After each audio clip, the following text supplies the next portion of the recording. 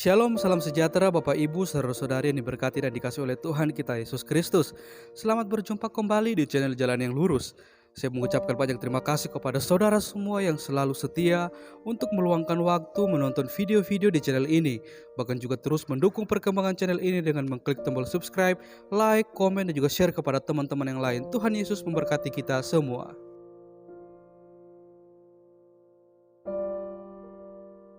Sahabat Jalan yang Lurus, di video kali ini kembali lagi saya akan membahas satu video yang sangat memberkati, di mana ada seorang bapak yang berprofesi sebagai tukang beca. Pada akhirnya dia bersama keluarganya mengambil keputusan untuk percaya kepada Yesus sebagai satu-satunya Tuhan dan Juru Selamat bagi kehidupan mereka. Dan pastinya bukan suatu hal yang mudah untuk mereka mengambil keputusan untuk percaya kepada Yesus sebagai Tuhan. Akan tetapi ada proses yang mereka lewati, yang mereka lalui, sehingga pada akhirnya mereka sungguh-sungguh meyakini untuk percaya kepada Yesus sebagai Tuhan dan Juru Selamat bagi kehidupan mereka. Semuanya diawali dari ketika seorang istri dari bapak tersebut yang mengalami penyakit yang sangat parah, yang pada waktu itu dikatakan dia memiliki sakit kanker payudara yang divonis sudah stadium 4, dalam artian bahwa mungkin kehidupan ibu tersebut sudah tidak lama lagi. Dan tragisnya lagi, pada waktu itu mereka baru mempunyai anak yang berusia sangat kecil, sehingga ketika anak tersebut meminum ASI dari ibunya, yang didapatkan hanyalah darah dan juga nanah. Dan inilah yang membuat bapak tersebut sungguh sangat merasa kasihan dan khawatir akan hal tersebut.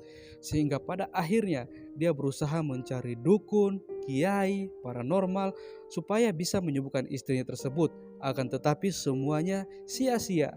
Bukan kesembuhan yang didapatkan, malah penyakitnya semakin bertambah lebih parah lagi.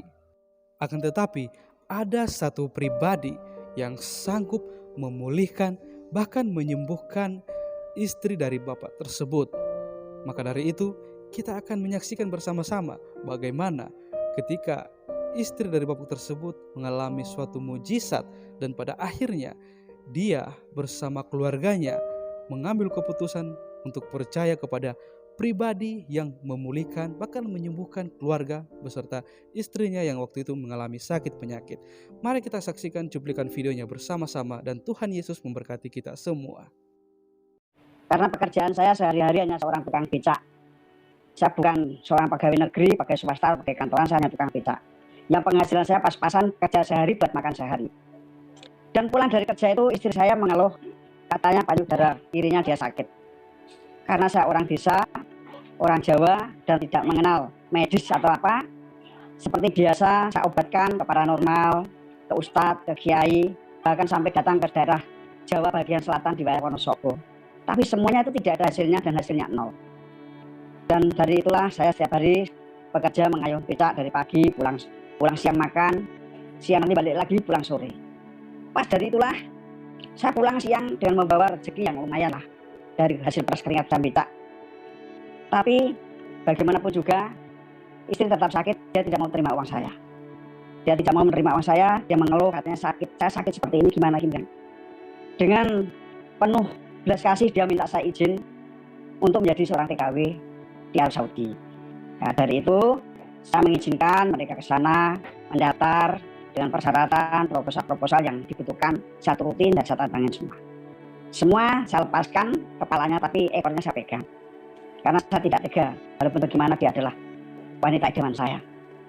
Lantas pas mau dicek medikal, ternyata mereka tertolak. Karena dia mengalami hamil 3 minggu. Dari hamil 3 minggu itu tersebut gagallah impian keluarga saya untuk jadi TKW ke Arab Saudi. Dan berjalannya waktu, lahirlah anak saya yang ketiga, yaitu laki-laki, cowok. Tapi karena si istri sakit, jadi dia tidak bisa memberikan air susu pada anak saya. Karena air susunya yang keluar bukan ASI, tapi sesuatu hal yang menjijikkan sekali, yaitu sebelah darah dan nanah. Terus terang maaf sekali saya seperti itu. Lantas saya setiap hari bekerja becak dengan beli susu yang paling murah, produksi dari Jogja. Mungkin bapak-bapak sudah tahu lah susu paling murah susu apa. Bukan seperti anak sekarang minumnya susu paling bermerek, paling berharga. Lantas saat itu saya pulang sore, saya membawa lumayan. Dia sambil ngasih susu anak saya dan menangis. Dia berkata, Ayers, aku ini tidak mungkin bisa hidup lama. Kalau aku nanti suatu saat tidak ada, kamu jangan menikah. Itu perkataan mereka. Tapi saya dengan tetap berkata, enggak, kamu akan hidup sampai kita punya cucu, sampai anak-anak kita besar. Kita akan hidup, kita akan sehat. Dia bilang enggak. Lantas hari itu saya bilang, kamu mau enggak besok ajak ke gereja? Saya masih ingat hari Jumat. Dia bilang, buat apa kamu ke gereja? Kamu sudah sholat tahajud setiap malam, sudah wiridnya setiap malam, tapi semua tidak didengar Tuhan. Semua sia-sia. Mau jadi apa? Murtad gitu. Tapi saya bersikuku, saya akan mencari gereja. Dari rumah saya sampai ada gereja itu ada 3 kilo jaraknya. Saya naik sepeda, saya cari di mana yang tepat gereja yang buat saya untuk nanti. Akhirnya saya menemukan sebuah gereja, yaitu sebuah gereja karismatik, bukan gereja Jawa. Saya datang ke situ, saya tanya dengan orang-orang, ibadah gereja ini ada jam berapa? Dia bilang ibadahnya 2 kali, jam 6 pagi sampai jam 6 sore. Lantas saya pulang. Saya bilang sama keluarga, besok minggu kita gereja jam 6 pagi. Jam setengah 6 kita sudah berangkat. Oh, sampai sana jangan sampai kita terlambat. Dan itulah awal kami masuk gereja. Karena saya orang baru, saya duduk paling belakang. Saya melihat setiap orang datang pada Jumat, orang-orang Tionghoa, orang Jawanya sangat sedikit sekali. Dan besok dia sembahyang, berdoa. Lantas keluarga saya bilang, kok itu pada sembahyang sunnah gitu? Oh ya, dia sholat sunnah sedang gitu. Kami sholat sunnah juga. Akhirnya saya berdoa. Saya bilang sama Tuhan Yesus, saya cuma berkata seperti ini, saya tidak minta apa-apa. Tuhan Yesus, aku ada dalam rumah-Mu. Aku tidak minta kaya. Aku tidak minta uang banyak. Aku cuma minta sembuhkan wanita yang ada sebelahku. Kalau dia sembuh sehat, anak cucuku akan kubawa ke sini untuk mengenal dan menyembah. Dari itulah waktu terus berlalu. Di minggu ketiga saya juga datang lagi. Saya ibadah. Saya datang ke gereja naik angkot. Dari 3 datang lagi, di situ kalau sekarang saya mengenalnya dengan istilah atarkol, doa dipanggil ke depan. Dari doa dipanggil ke depan itulah ada 3 baris kursi, ya kurang lebih jemaahnya 150-an. Istri saya tak suruh maju duluan, walaupun sebenarnya saya di urutan paling akhir. Udahlah, kamu maju duluan, kamu didoakan pasti kamu sembuh. Kamu pasti sembuh, pasti saya bilang gitu. Dari itulah saya maju didoakan oleh pendetanya, ditanyain. Karena namanya Jumat baru, pendetanya baru tahu, baru 3 kali datang. Dia tanya, ibu sakit apa? Dia bilang, saya sakit ini sudah hampir 4 tahun dok. Pak pendeta. Ibu percaya tadi ada mujizat Tuhan? Itu tak dengarkan dari belakang. Ya, saya percaya. Dia bilang seperti itu. Kalau ibu percaya, hari ini bilur-bilur Tuhan Yesus menjamah. Dan segala penyakitnya akan buang ke tubir laut paling dalam. Dan mujizat pasti akan terjadi yang luar biasa. Itu saya dengarkan. Tadi doakan bersama-sama dengan para pendeta di situ. Istri saya disuruh balik, dia menangis. Saya menangis, pendetanya juga menangis. Dari menangis itulah istri saya disuruh ke kamar mandi untuk meraba, untuk melihat, untuk merasakan sakit yang mereka derita. Yang menurut dokter sudah stadium 4. Lama sekali dia dalam kamar mandi. Sampai saya menunggu di luar tuh, kok tidak keluar apa-apa. Itu saya ketuk pintu kamar mandi. Kamu ada apa tidak keluar? Ternyata dia menangis. Sampai tidak kuat dia menangis. Dia berkata, alhamdulillah aku sembuh. Saya bilang ini di gereja bukan di masjid. Jangan bilang alhamdulillah. Ini puji Tuhan. Dari itulah sakit kanker payudara stadium 4 yang sudah dinyatakan akut oleh dokter sembuh lewat kuasa doa yang luar biasa. Air susu yang selama ini kami pompa yang keluar darah dan nanah, ternyata keluar air susu yang murni. Akhirnya saya pulang naik bis dengan mata agak sebat semua karena menangis bersyukur, menangis bahagia karena berkat Tuhan yang luar biasa yang kami alami. Saya bilang, anak di rumah tadi dikasih susu cuma 2 botol kecil-kecil. Ayo kita pulang. Ini sudah hampir jam 8 lebih. Karena kebagian pagi jam 6 sampai jam 8. Saya pulang, saya naik angkot. Hati saya merasa damai, merasa bersuka cita yang luar biasa. Tuhan ternyata telah memanggil dan memilih saya. Akhirnya sampai di rumah, saya mengucapkan syukur pada Tuhan. Segala apa yang telah Tuhan Yesus berikan pada saya. Walaupun saya terlahir bukan dari orang Kristen, bukan dari orang Nasrani. Tapi itulah Tuhan memberikan hal yang luar biasa. Akhirnya saya tetap biasa bekerja becak setiap hari. Saya dapat penumpang orang Jemaat GITJ. Pagi-pagi saya narik becak. Saya ditanyai, Mas Ngapurono sekarang jadi orang Kristen ya? Saya jawab, iya Bu. Saya terbuka, saya jujur. Walaupun setelah saya jadi orang Kristen, semua masyarakat di desa kami mengucilkan saya, merendahkan saya. Bahkan semua memblekis pekerjaan saya, tidak mau memberikan pekerjaan. Bahkan penumpang-penumpang di pasar yang terkadang baik dengan saya, dia bilang, sekarang kamu jadi orang Kristen, aku mau naik becak kamu. Tapi tetap saya berseru pada Tuhan. Saya tetap memohon pada Tuhan. Tuhan ampuni saya. Kalau saya menerima Tuhan Yesus sebagai Tuhan Juru Selamat, aku harus pikul salib seperti ini. Banyak tantangan dan rintangan yang harus kami hadapi Tuhan. Tetap saya jalan. Akhirnya saya dikasih Alkitab sama jemaat gereja tadi yang jadi penumpang saya. Dia bilang, Mas Ngapurono sudah punya Alkitab? Belum Bu. Saya kemarin tanya di toko buku Kana di Kota Pati. Daerah kami dengan Kota Pati kurang lebih 25 kilo. Saya naik bis cari Alkitab. Ternyata harganya sangat mahal sekali. Kurang lebih 50.000 saat itu. Saya tidak jadi beli. Tak pikir uang 50.000 tak belikan Alkitab. Mending tak beli beras sama susu untuk anak saya seperti itu. Akhirnya karena kurang Tuhan saya dapat Alkitab. Dan di dalamnya ada tulisan Alkitab dari Gideon. Sampai sekarang masih saya simpan. Saya pelajari, saya buka Alkitab dari Kejadian sampai Wahyu. Tak baca, tak pelajari. Semua saya pelajari. Dan saya menemukan ayat yang sangat memberkati saya. Memberkati saya, ternyata saya dipilih Tuhan itu lewat Wahyu 3:19. Barang siapa yang kukasih akan aku hajar, aku tegur.